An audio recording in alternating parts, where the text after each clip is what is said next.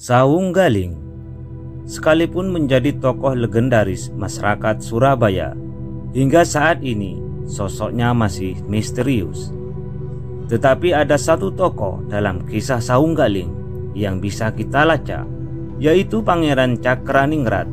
Lalu, siapa sebenarnya tokoh yang dimaksud dengan Pangeran Cakraningrat ini, yang juga disebut-sebut sebagai Adipati dari Madura?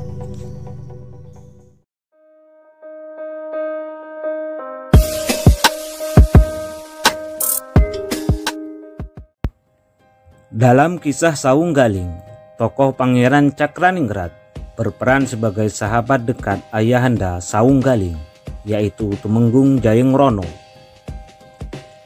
Ia juga disebut sebagai sesepuh Jawi Wetan. Perannya sangat penting, di mana ia menjadi pihak penyelenggara sayembara pemilihan mencari pengganti Tumenggung Jayeng Rono sebagai Adipati Surabaya yang diadakan oleh Kompeni Belanda. Pangeran Cakraningrat juga berperan penting menyelamatkan Sawung Galing dari aksi pembunuhan melalui racun oleh Kompeni. Padahal pastinya Pangeran Cakraningrat tahu tindakan tersebut bisa membahayakan dirinya sendiri di hadapan Raja Mataram dan Kompeni. Dan Pangeran Cakraningrat jugalah yang menyematkan gelar Sawung Galing, sehingga posisi Pangeran Cakraningrat sangat dekat dengan Sawung Galing.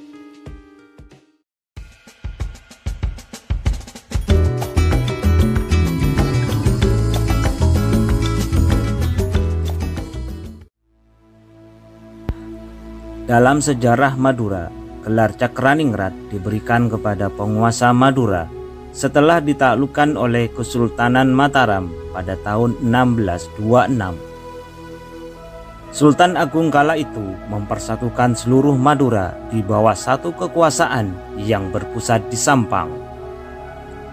Sultan Agung juga menasbihkan putra Madura, yaitu Raden Praseno, sebagai raja pertama.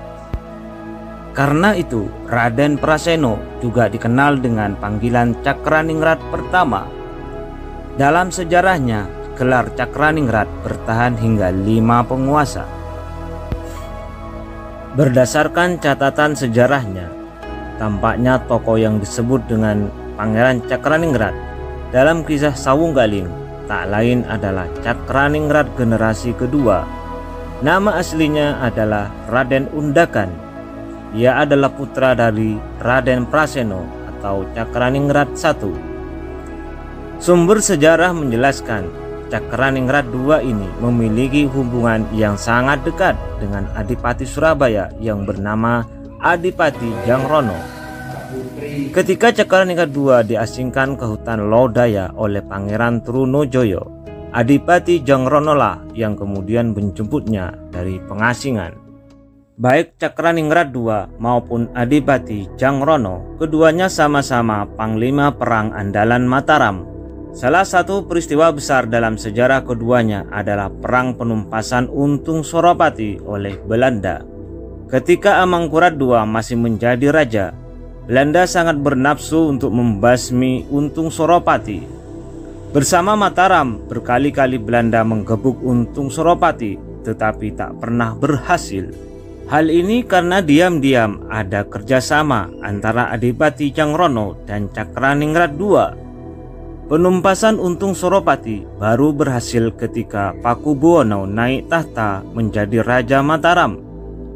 Dalam penyerangan gabungan kompeni Mataram, Madura, dan Surabaya, Untung Suropati akhirnya tewas terbunuh. Tetapi Adipati Jangrono akhirnya menjadi tumbal. Atas permintaan Belanda, Adipati Jangrono dijatuhi hukuman mati oleh Pakubuwono. Menurut Belanda, ketika menyerang Untung Suropati di Pasuruan, hanya pasukan Surabaya yang tak satupun prajuritnya terluka, apalagi terbunuh. Sementara tentara Belanda malah banyak yang menjadi korban.